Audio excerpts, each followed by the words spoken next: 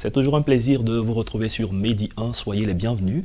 Selon l'UNESCO, le concept de culture de la paix est né en Afrique, car il a été élaboré pour la première fois à une échelle planétaire par l'UNESCO lors du Congrès international sur la paix dans l'esprit des hommes organisé à Yamoussoukro en Côte d'Ivoire en 1989. Nous parlerons aujourd'hui de paix, mais à travers les valeurs africaines. Elvire Kissi est la présidente de la Fondation Afrique Horizon et organisatrice du prix panafricain Afrique Connexion pour la culture et la paix. Et c'est avec elle que nous allons échanger. Bienvenue, Elvire Kissi. Merci. Alors, vous êtes présidente de la Fondation Afrique Horizon. On connaît la Fondation Félix Houphouët-Boigny pour la recherche de la paix. Parlez-nous de cette fondation que vous dirigez. D'accord. Merci déjà pour l'opportunité que vous nous offrez. En effet, la Fondation Afrique Horizon est une fondation qui œuvre dans le domaine de la promotion surtout de la culture africaine et qui fait aussi la promotion du tourisme interafricain, aussi la promotion de l'intégration africaine. En fait, à travers cette fondation, nous sommes donnés pour mission de promouvoir la destination Afrique. D'accord.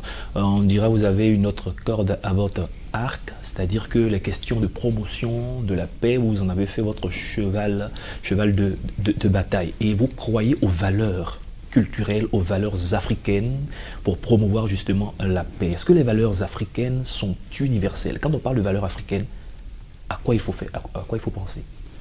Bon, quand on parle de valeurs africaines, il faut dire que chaque peuple a sa particularité, a ses habitudes, a sa coutume, a sa culture. Et ces valeurs-là reposent le plus souvent sur nos alliances.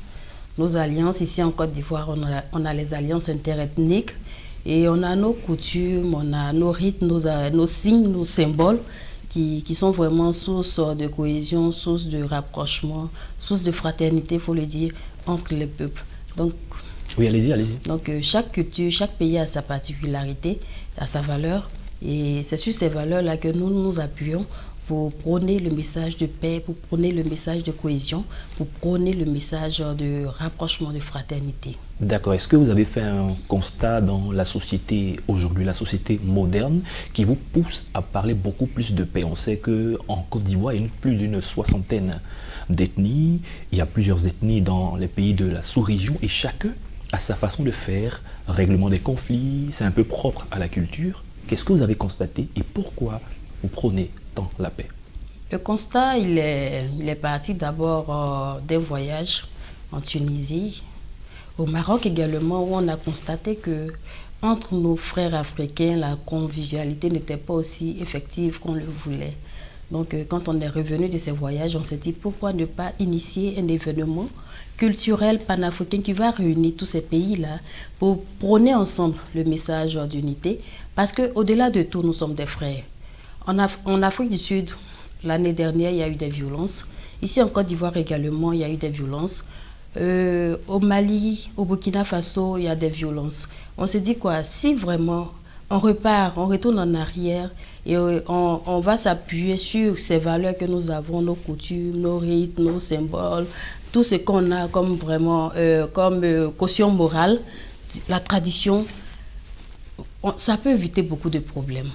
Parce que comme on le dit, avec les alliances, quel que soit le degré de problème, tu ne peux pas vraiment, on ne peut pas aller à un point vraiment élevé contre son allié. Donc je pense qu'on peut s'appuyer sur ces valeurs-là, sur nos cultures, sur ces fondements-là pour vraiment prôner la cohésion, prôner la paix et éviter les violences en Afrique. D'accord, je voudrais qu'on développe un peu plus le fait de prôner la paix par nos valeurs culturelles. C'est vrai qu'il y a des alliés entre ethnies, mais toutes les ethnies peut-être n'ont pas forcément tout le monde pour allier. D'accord? Qu'est-ce qu'il y a d'intéressant, de bien dans ces valeurs qui pourraient nous permettre justement de promouvoir la paix? Autrement dit, comment on peut y arriver? En fait, dans ces valeurs, il faut dire qu'on a quand même la caution morale, le volet aussi spirituel de la chose. Et en Afrique, il faut dire qu'on croit beaucoup aussi en nos... On a beaucoup de croyances. Voilà, on a beaucoup de croyances. Et c'est sacré pour nous. C'est ce côté sacré-là qu'on veut vraiment utiliser pour revenir à nos fondements et puis prôner vraiment le message de paix. Aujourd'hui, il y a beaucoup de choses qui se passent, beaucoup de violences, beaucoup de problèmes. Mais je me dis que si, avec toutes ces valeurs-là, si vraiment on s'assoit et on essaie de s'appuyer, prendre profondément ces valeurs, on aura forcément la paix. Oui, allez-y. Voilà, on aura forcément la paix. Je vous donne un exemple. L'année dernière, à la première édition de l'événement culturel panafricain Africonnexion, on avait des Camerounais qui sont arrivés avec des mets de chez eux, qui sont arrivés avec des Togolais qui sont venus avec des décoctions de chez eux, des Sénégalais qui sont venus avec des statues, des pailles tissées, ainsi de suite. Chaque pays est venu avec vraiment quelque chose de typique de chez lui. C'était beau à voir. Chacun voulait savoir ce que l'autre a comme spécial, ce que l'autre a de vraiment spécial, de particulier chez lui. Moi, je pense que cette ouverture-là, déjà, ça peut créer le rapprochement, ça peut créer la cohésion, ça peut créer l'amitié. D'accord. Récemment, vous avez organisé un événement qui était en lien avec la paix. De quoi s'agit-il et quel est le message que vous avez passé? D'accord. L'événement, c'était le prix panafricain Africonnexion pour la culture et la paix. Et c'est un événement organisé à l'occasion de la journée culturelle panafricaine Africonnexion qui se tient chaque 15 novembre. Cette année, vu la situation de crise sociopolitique ici en Côte d'Ivoire, vu aussi la situation de crise sanitaire due à la Covid-19, on a dû restreindre l'événement et en faire l'organiser en une seule partie, c'est-à-dire la remise du prix. Donc, au cours de cette cérémonie de distinction, on essaie de rendre hommage à ces personnalités-là, ces grandes valeurs de la culture africaine, ces grandes valeurs, ces personnalités qui vraiment prônent le message de paix à travers leurs actions. D'accord. Quand vous parlez de grandes personnalités, sans forcément donner de nom, quelles sont les valeurs à l'intérieur de ces personnes qui vous motivent à les choisir, par exemple? C'est le message de paix, c'est le tempérament. Est-ce que le message, il est à lui seul suffisant? Beaucoup de personnes parlent de paix, mais dans les comportements, dans les agissements, souvent on n'a pas de trace. La culture ne peut que jouer un rôle de catalyseur.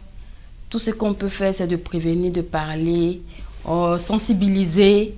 Voilà, nous, on ne fait que prôner le message, on ne fait passer le message.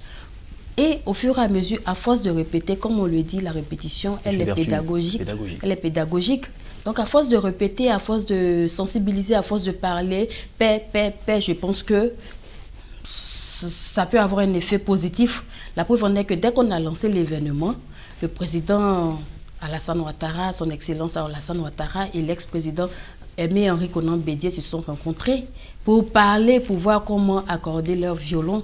Donc, c'est pour dire que c'est toujours bon de parler de paix même. Et le meilleur moment de parler de paix, c'est pendant la guerre, c'est pendant les crises. Et votre événement a eu lieu, je crois, le 15... Le 15 novembre dernier. Le 15 qui est une date importante pour la Côte d'Ivoire. Voilà, la journée nationale de la paix ici en Côte d'Ivoire. On a profité de cette journée, on a voulu vraiment mettre à profit cette journée pour vraiment parler de paix, pour faire passer notre message. Et je pense que le public a répondu présent. Voilà. D'accord. On se dit l'événement il est terminé, mais vos activités se poursuivent après que le message soit passé. La suite, elle est laquelle? Qu'est-ce que vous attendez de voir concrètement dans la société? On attend de voir la paix. On attend de voir une nation en paix, un continent en paix, parce que nous, on veut voyager, on veut se fréquenter, on veut échanger à travers des partages. On veut se rencontrer, on veut échanger entre nous, on veut vraiment se divertir, on veut vaquer à nos occupations. Donc tout ce qu'on espère, c'est que le climat s'apaise, que chacun mette de l'eau dans son vin et demander à nos décideurs, aux hommes politiques, d'être plus sages, d'être sages, afin que vraiment la paix puisse s'installer.